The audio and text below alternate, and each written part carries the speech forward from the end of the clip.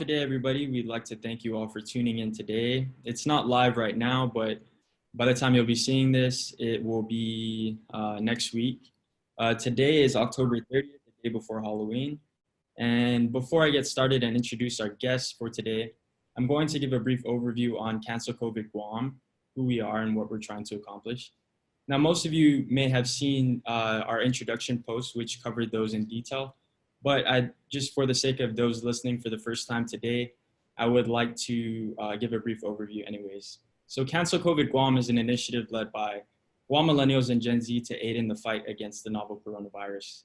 The concept was founded by a group of UOG students, more specifically by the Guam chapter of the National Millennial Gen Z community, which I am a member of. We noticed that a majority of the island's cases come from the millennial and Gen Z demographic, and that something should be done to limit the amount of cases from these generations. Now, this inspired the creation of Cancel COVID Guam, which is a social media page that aims to re-emphasize the severity and risk of COVID by creating digestible and context-based content for younger generation. The hope is that the content that we produce will create more informed and responsible young citizens so that we can limit the amount of cases from our demographic. And today, that digestible content will be made in the form of a podcast. Now, the topic for today's conversation is on the importance of keeping a healthy immune system during the pandemic. So now I'm going to introduce our guest, and our guest is going to get into more detail on some of the ways that you can keep a healthy immune system and why it's so essential during this time. So our guest today has done a lot for the health and fitness community over the years. He's worked at the Guam Memorial Hospital, at nutrition research and education programs at the University of Guam, and has also served as the State Program Officer for Nutrition with the Department of Education. He also works with the sports community on Guam to promote active lifestyles and has experience as a fitness instructor. He's the owner of Boka, Guam's first nutritionally sound meal prep service, which has made enormous contributions to making a healthier Guam. Now, ladies and gentlemen, please join me in welcoming nutrition professional Jesse Rosario. Jesse, it's a pleasure to have you here today. Happy Halloween. I see that you're in the Halloween spirit. Yeah, half a day, everybody. Yeah, my face doesn't normally look like this. It's Halloween week, and at the Boka Box, my team and I, we have different days throughout the week on dress up themes, and so today was all about being scary because tomorrow's Halloween. So this is me today, and you should know that one of my biggest fears is clowns. So it's kind of crazy that I'm looking at myself on the screen and seeing it. It's kind of freaking me out, but it's all right. All right. So let's get right into it. So there's been much emphasis placed on social distancing, washing your hands, wearing a mask, and staying home to prevent the spread of the virus. And rightly so. Prevention really does save lives. But I've noticed, and I've talked amongst my peers, and we've also noticed that there isn't as much of an emphasis placed on staying healthy. Now, as the immune system is the first line of defense against pathogens, how important is it, do you think, to maintain a strong immune system during this pandemic, and what measures can be taken to strengthen the immune system? So you're correct, and I agree with you.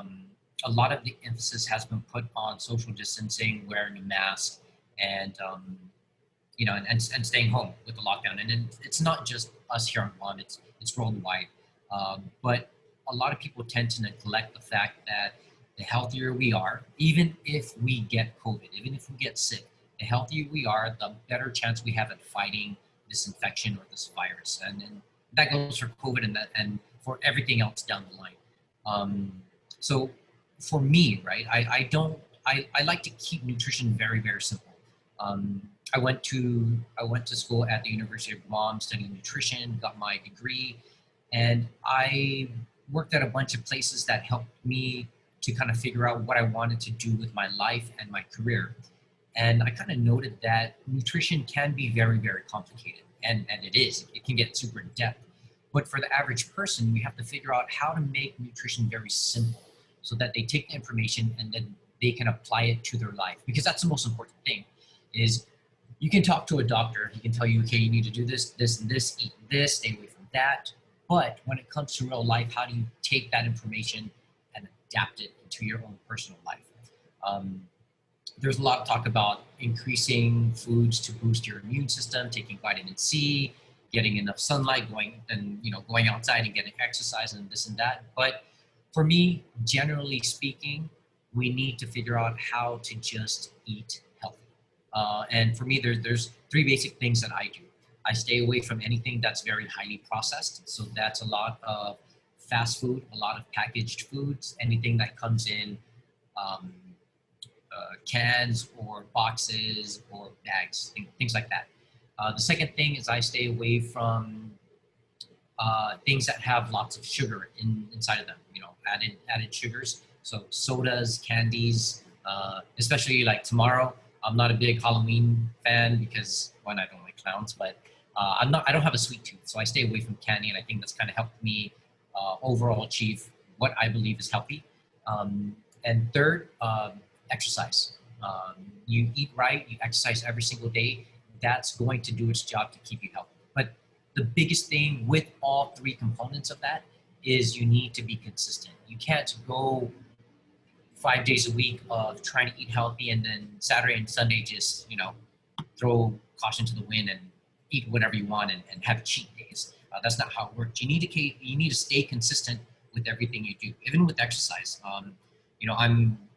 The pandemic has affected me a lot in the sense that I've had the chance to be out of shape, and then the first lockdown get into shape, and then get out of shape, and the second lockdown get back into shape. So it's kind of like a roller coaster, but that's life.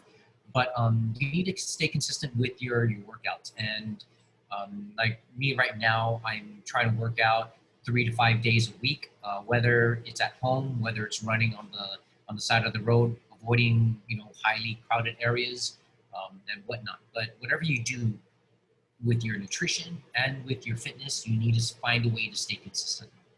Awesome. And we talked a little bit about diet. You mentioned how eating healthy is very important, but are there any specific foods that individuals should be eating more of to strengthen their immune system? Yeah, I'm a big advocate for people eating their vegetables. I don't know if you can see, so I'm going to turn around real quick. I made these shirts and I really like how, can you guys see this? Yes, we can see. I'm not gonna say it, but we grow up in a society where vegetables are not the forefront of our meals, and we need to find ways to live a plant-based lifestyle. Plant-based in the sense, not that you're vegetarian or vegan, but plant-based in the sense that I would say more than 60% of every single meal that you're eating is comprised of vegetables. And I don't care what it is. Vegetables are vegetables. Each has different vitamins and minerals in it, and eating a variety of them is way better for you than just eating one type of vegetable. But we just need to eat our vegetables. That's plain and simple. Our moms were right from the get-go. Our grandmas were right from the get-go. You need to eat your vegetables in order to maintain and live a healthy lifestyle. Awesome. And now we'll get into the exercise portion of staying healthy. Now, national research indicates that gyms do not serve as a hub for coronavirus spreading. In a national study of more than 49.4 million health club visits, only 0.0023% tested positive for COVID-19. Now, in light of this information, do you think that individuals should fear going to the gym? And also, what measures should gyms be taking to limit the spread of the virus? I don't think people should fear going to the gym. For me, it's a personal preference for me not to go to any of the gyms.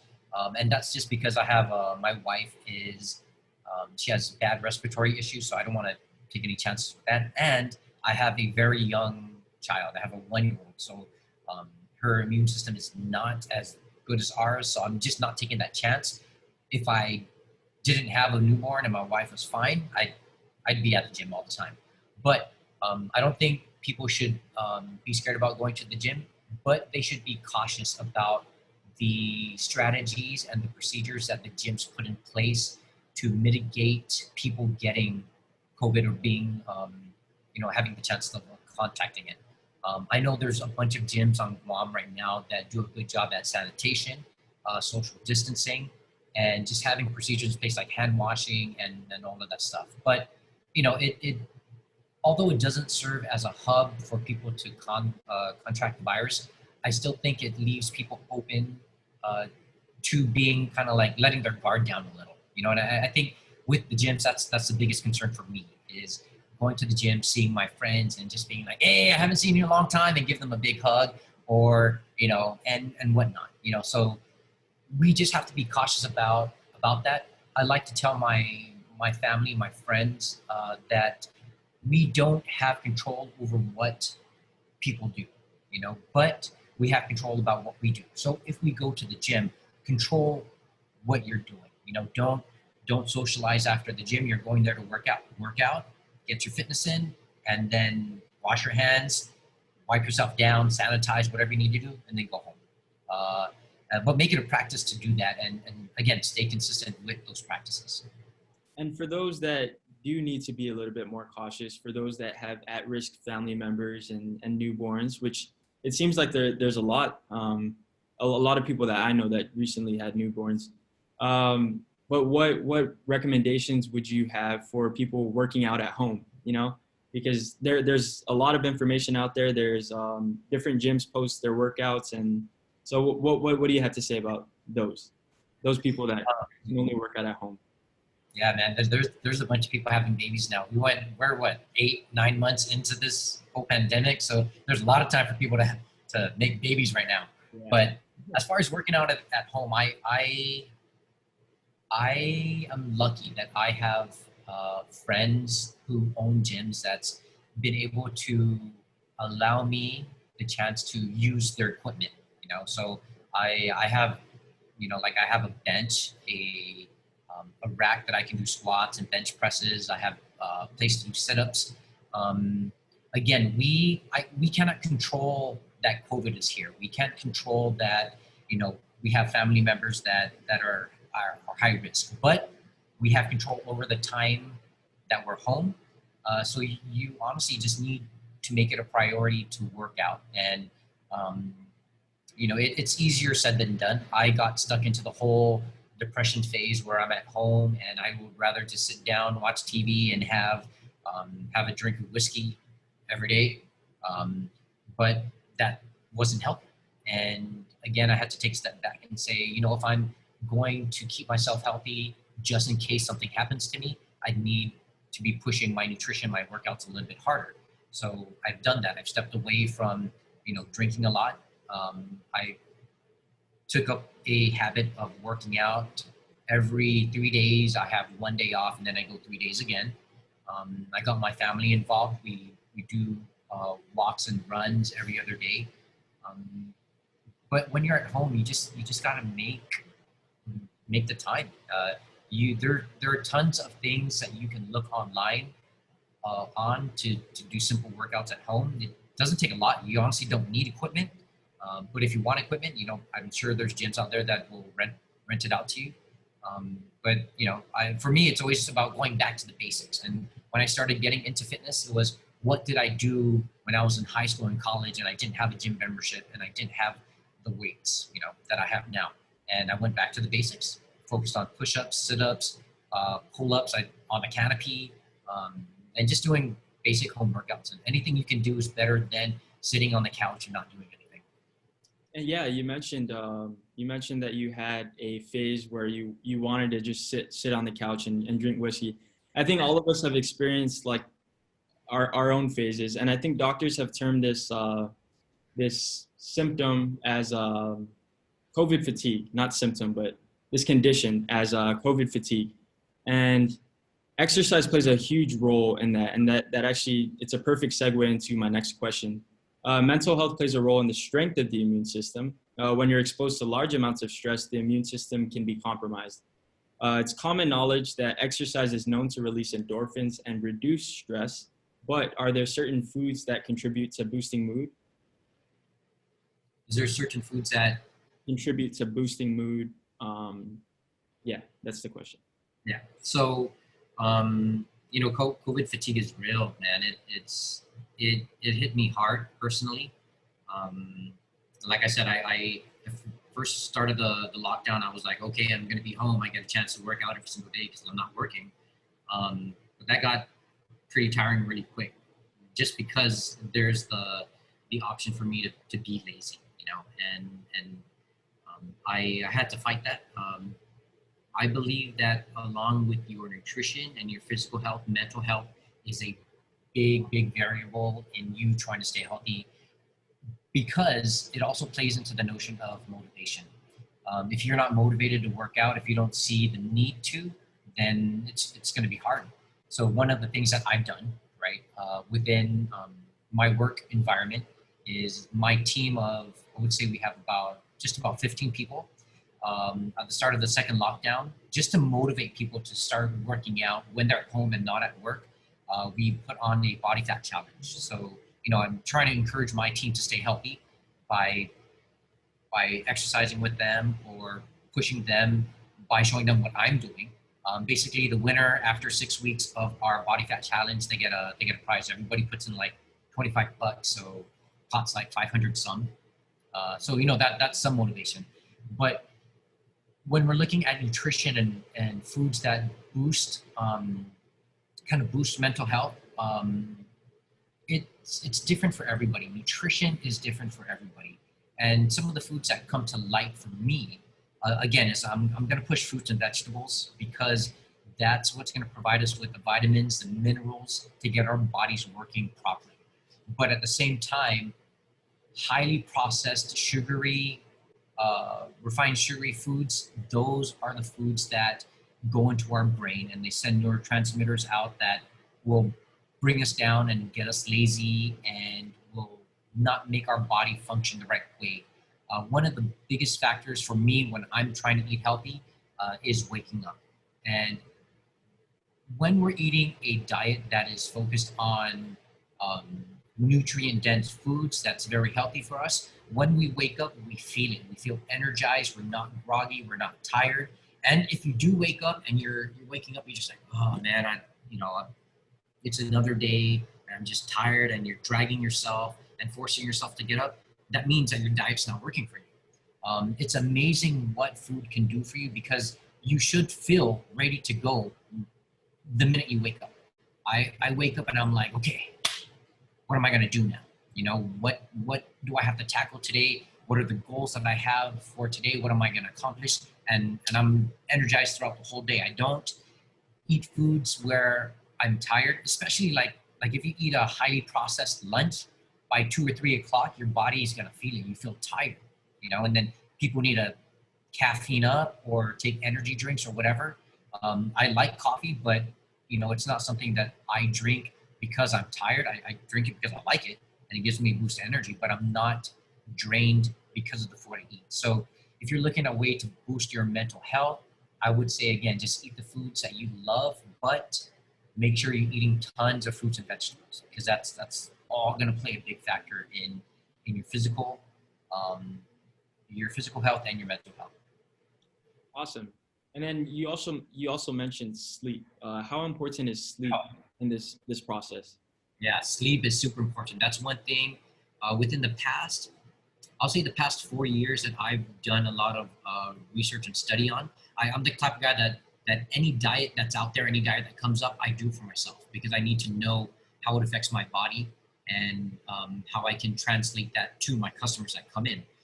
But sleep is one thing that people neglect all the time. And it's super important. I want to say I went like 2 to 3 months monitoring my sleep. I downloaded an app, monitored my sleep, made sure I had 7 to 8 hours of sleep every single day. Before that, I was getting honestly 4 to 5 hours of sleep, and I wasn't functioning at my optimum. We're always looking at ways to get our bodies to perform at optimum. So you need to be able to get your body to rest. And if there's anything that you're going to do, we can't do everything, right? We can't work out all the time. We can't eat healthy all the time. But if there's one thing that we can control day in and day out, that's sleep. Prioritize your days. Make sure that you're doing your work, whatever you need to tackle, whatever you need to achieve. But make sure you're slotting some time in to make sure you're getting at least 8 hours of sleep. 7 to 8 hours of sleep is going to do you wonders. And it's not going to happen right away. It's going to take a few weeks for your body to kind of adjust, but you're going to feel it. You're going to wake up and you're going to know that what you're doing with your sleep, and just putting more emphasis on that's going to help you for the long run. And I again, it's different for everybody, but for me, sleep has been a very, very big factor. I know that sleep studies also indicate that it's a good idea to sleep at the same time and wake up at the same time every day Yep. because your body's circadian rhythm will adjust and you'll feel great. So could you elaborate more on that process? Yeah, man, the body is it's an amazing thing. The more we're consistent with anything, the more our body gets in tune with that. Whether it's eating every 2 to 3 hours, whether if you're fasting, the first week is going to be hard because your body's getting used to not getting food for the duration of your, when you're sleeping all the way to when you wake up. So like I'm fasting, I do a 16 to 18 hour fast. The first week or two was pretty hard, but once you get used to it, your body kind of takes over and it's no problem after that. The same goes for sleep. Um, it's hard if you're on your phone every night. You're laying in bed and you're on your phone and you're on WhatsApp or Snapchat or TikTok, and you're in bed but you're not primed for sleep. I make it a habit to put my phone away, and they call it blue light. Um, the light that you get radiated off your phone or electronics. I try to stay away from that like an hour or two before I start my sleep. But I've made it a point to sleep personally for me, or like at 9 to 9:30, and then I wake up at about 5 o'clock, right? So that I don't even know how long that is, but that's my that's my cycle right now, and it's gotten to the point where it happens like that now. 8:30, 9 o'clock comes, I'm tired. My family can be watching TV and I'm out, you know. Um, and then I wake up even without an alarm now at 5 o'clock, and it just takes time for your body to adjust. But I think it's very important for your body to get into some sort of schedule and to get into a cycle, because then everything just is a lot more organized and it plays out better after that. Okay, awesome. Now we're going to get into our questions from our community. The first question's from Anthony Aralo, and his job right now, he works as a cashier at Costuless, and he's noticed that at times, or from time to time, they run out of fresh produce. And he thinks that this leads customers to buy more frozen and canned foods. And you mentioned processed foods and its harm on the body. Now, as these foods tend to be high in sodium and among other things, what would you recommend people do in this situation when the grocery store that they go to is kind of out of the healthy stuff? I'm always going to advocate for people to eat fresh. Fresh is best. If you can even get fresh foods from local farmers, that big ups to you, because that's not only getting you healthy, but it's supporting the local economy. Um, Fresh fruits and vegetables are super, super important, but it's not the only thing that we have. On Guam, we're kind of at we're in a hard place because we don't have a lot of farmers that grow a wide variety of vegetables, and we're at the mercy of what wholesalers bring in, right? Less, Payless, and all these other places, and we get all the fruits and vegetables flown in. So even for a business like mine that focuses on providing fresh fruits and vegetables every single day, it's hard for me to get a consistent supply. Um, if you cannot get fresh fruits and vegetables, your next option would be frozen. And I have no issues with that. The nutritional quality goes down just a little bit, but it's not that much. Um, Frozen is then better than canned. My last option would be canned foods because of, like you said, the high sodium content, some of the processing that goes into that. Um, but fresh fruits, frozen, canned. I would get that versus buying a hot pocket or going and getting um, fast food. It's you always have to look at your options and what options are better for you. I like to tell a lot of my clients that come in that we have to be realistic about our approach to nutrition. So I'm not going to say stop going to fast food, because maybe that's the only option you have for lunch. You work at Kashiles and there's no food there, you can't get anything. Uh, right next door is Wendy's, so you go to Wendy's and you're like, okay, off of the menu, am I going to get a burger or am I going to get one of the salads that they have? I would rather get a salad because I know that has more nutritional value to me. So look at your options and always look for the best quality nutrition that you can get. Awesome. And then the other question is from our one of our other community members. Her name is Hannah. And her question is actually about the farmers market. She's wondering, what does the farmers market offer? You mentioned that we don't have a wide variety, wide assortment of fruits and vegetables, but what can you actually find at the farmers market? Um, okay, there's a wide variety of local vegetables that the farmers do provide, but one of the I think the issues that we have, especially in a community that is very westernized, is we're used to eating foods that don't have the incorporation of local fruits and vegetables. You can find things like kangkung, you can find things like local cucumbers, eggplants, um, all those type of things. But we're used to eating apples, oranges, potatoes, broccoli, and stuff like that. That necessarily that's not grown on Guam, right? So you can find a variety of things, but how do you use it? I think that's the bigger question.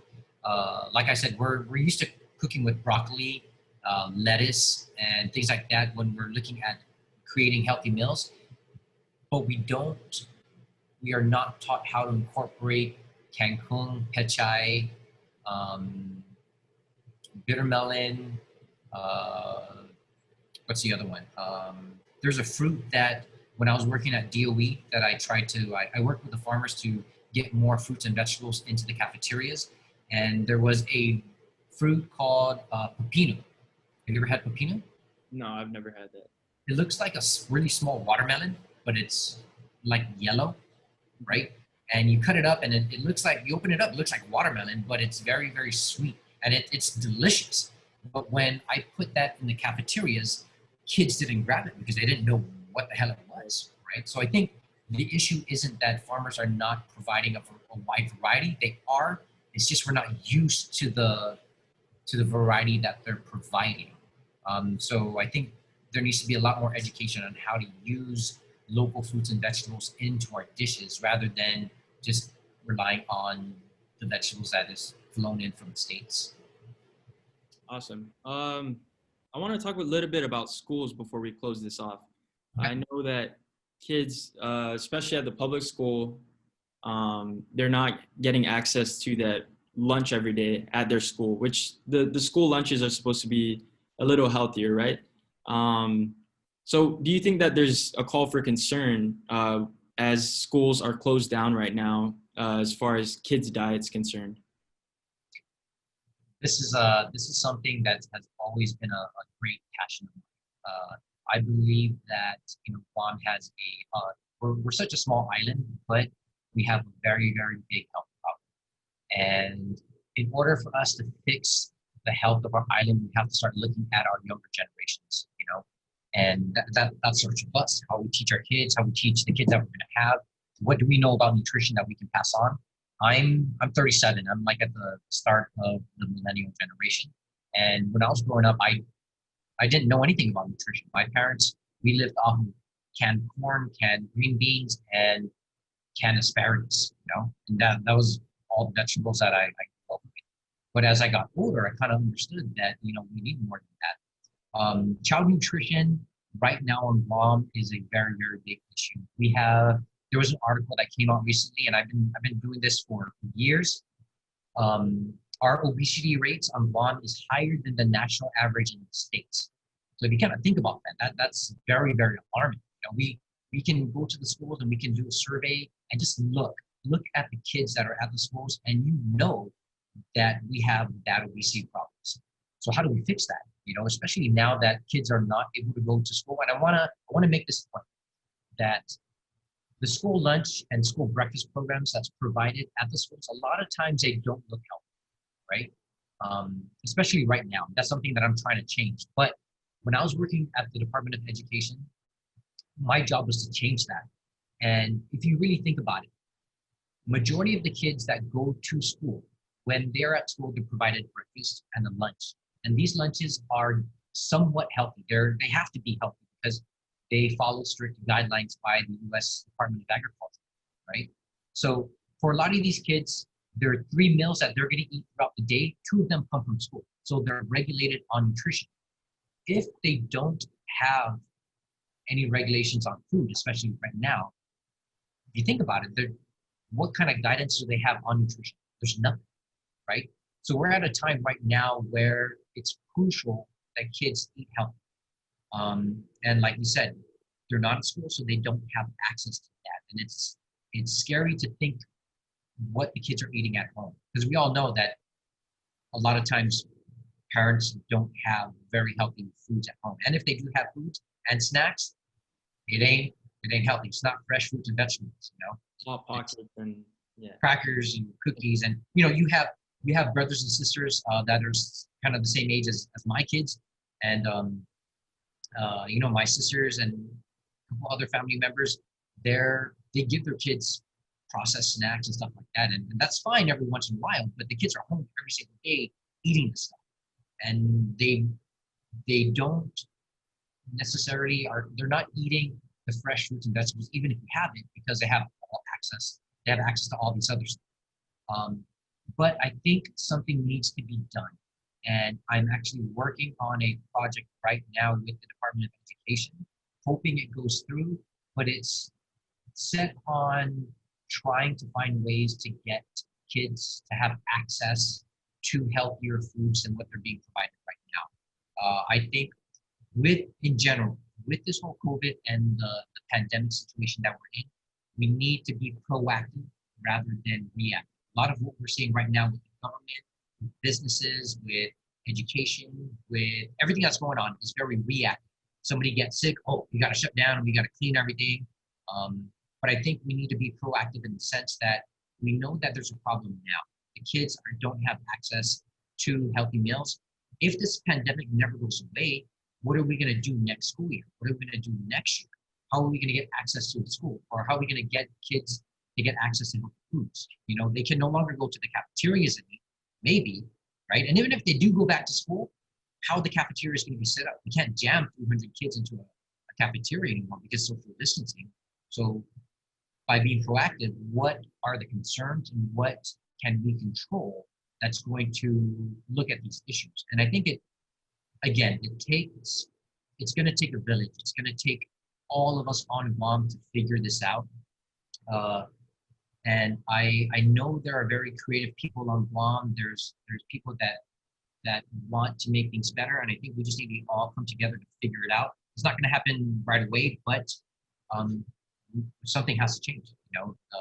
Again, we have to be proactive in our sense to fight for some sense of normalcy within our community. All right. Awesome. Jesse, it's been a pleasure to have you here today for our first podcast. I'd just like to thank you. And yeah, I hope you enjoy your Halloween with your family. Like you said, you're not going to be eating too many sweets, but I'm sure you'll be regulating how much your kids eat. So it's been a pleasure. I've enjoyed this conversation. Yeah, I thank you too for allowing me to come on and talk again. This is something that I'm very, very passionate about. I want to be part of the community that gets Guam healthier. And I'm all for pushing things like this and getting out to our peers and the rest of the community to get healthy. My Halloween it's not going to be normal, we have to make changes, but it is what it is. If there's anything that people should know, it's that this is life now. And we have two choices. We can either sit and complain and not do anything about it, or we can look at the situation, find change, adapt, and move forward. So although Halloween's not going to be the same way it was, we're still going to have our families, and we can do something at home or within whatever measures we're taking to keep our families safe. But again, thank you, and if there's anything else, let me know, man. All right, awesome. Joss.